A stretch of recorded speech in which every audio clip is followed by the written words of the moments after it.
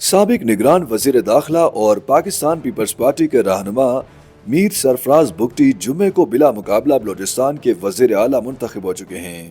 سرفراز بگٹی شر پسندوں کے خلاف مذاکرات کی بجائے طاقت کے استعمال پر یقین رکھتے ہیں، جس کی وجہ سے مبصرین کا ماننا ہے کہ سرفراز بگٹی کے وزارت اعلیٰ سنبھالنے کے بعد مسلح تنظیموں کی ٹھکائی میں شدت آئے گی۔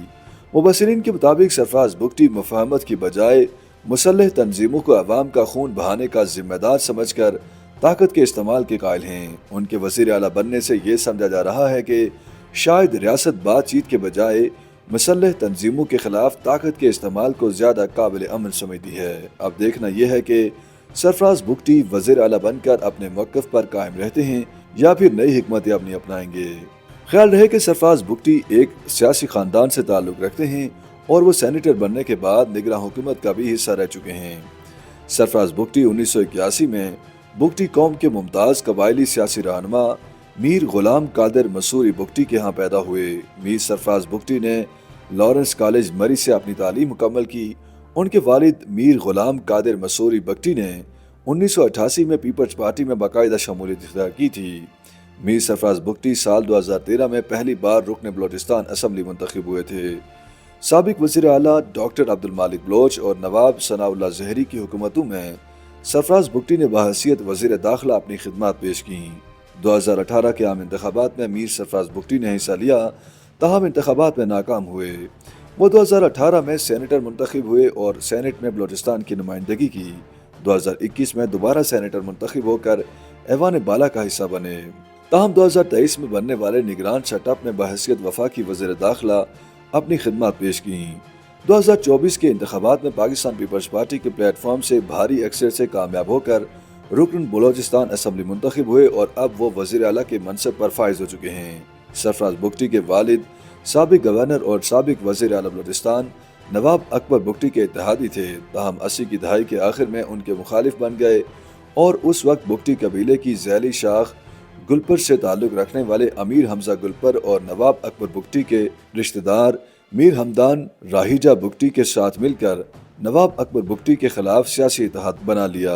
اس سے قبل نواب اکبر بگٹی اور ان کے بیٹے اور خاندان کے دیگر اہم افراد قومی صوبائی اسمبلی کی نشستوں پر بلا مقابلہ منتخب ہوتے آ رہے تھے، لیکن سن 1988 کے انتخابات میں غلام قادر بگٹی اور ان کے سیاسی اتحادیوں نے پہلی بار نواب اکبر بگٹی کو چیلنج کیا۔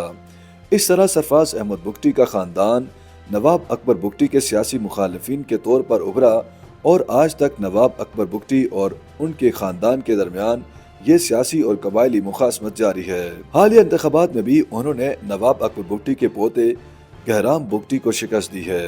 خیال رہے کہ نواب اکبر بگٹی سے مخاصمت بڑھنے کے بعد سرفراز بگٹی کا خاندان ملتان اور ڈیرہ غازی خان منتقل ہو گیا۔ سن 2002 کی دہائی کے اوائل اور وسط میں جب نواب اکبر بگٹی اور پرویز مشرف حکومت کے درمیان اختلافات شدت اختیار کر گئے تو سرفراز بگٹی اور ان کے خاندان نے حکومت کی حمایت کی۔ نواب اکبر بگٹی نے حکومت کی حمایت اور ڈیرہ بگٹی میں فورسز کی آمد کے لیے ذمہ دار ٹھہراتے ہوئے قبائلی لشکر بھیج کر سرفراز بگٹی کے والد، بڑے بھائی اور چچا کو ڈیرہ بگٹی کے علاقے پھلاوگ سے پکڑ کر کئی ماہ تک نجی جیل میں قید رکھا۔ تاہم مارچ 2005 میں نواب اکبر بگٹی کے خلاف سیکیورٹی فورسز نے ایک کارروائی کی اور ان کے قلعے کو راکٹوں اور بھاری اسلحے سے نشانہ بنایا، جس کے بعد نواب اکبر بگٹی علاقہ چھوڑ کر پہاڑوں کی طرف چلے گئے۔ اس طرح سرفراز بگٹی کے والد اور باقی رشتہ داروں کو رہائی ملی۔ بعد ازاں سرفراز بگٹی کی فیملی کے سیکیورٹی فورسز سے اختلافات پیدا ہو گئے۔ خود سرفراز بگٹی یہ کہہ چکے ہیں کہ سیکیورٹی فورسز نے انہی اختلافات کی بنا پر انہیں اور ان کے والد کو گرفتار کیا اور کئی ماہ تک نامعلوم مقام پر رکھا۔ اس طرح خود سرفراز بگٹی اور ان کے والد بھی لاپتہ افراد میں شامل رہے۔ سرفراز بگٹی سن 2013 کے انتخابات میں پہلی بار آزاد حیثیت سے بلوچستان اسمبلی کے رکن منتخب ہوئے اور پھر نون لیگ میں شامل ہوئے۔ وہ ڈاکٹر عبدالمالک بلوچ کی سربراہی میں مسلم لیگ نون، نیشنل پارٹی اور پختونخوا میپ کی مخلوط حکومت میں وزیر داخلہ بنے تو سیاسی منظرنامے پر نمایاں ہوئے۔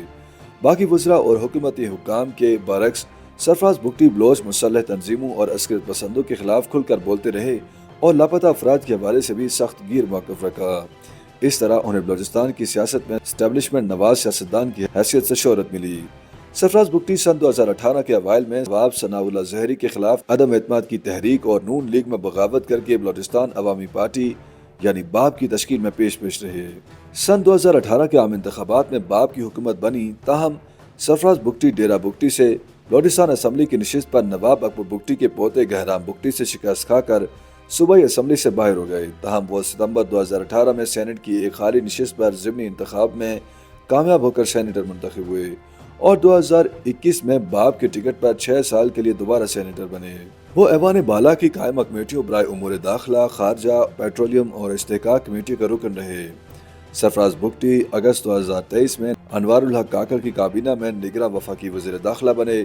ताहम दिसंबर के वर्ष में इंतखाबी शेड्यूल के ऐलान से सिर्फ चंद घंटे पहले उन्होंने अपना ओहदा छोड़कर इंतखाब लड़ने का ऐलान किया और पाकिस्तान पीपल्स पार्टी के टिकट पर PB10 डेरा बुगटी से दोबारा बलोचिस्तान असम्बली का रुकन बने।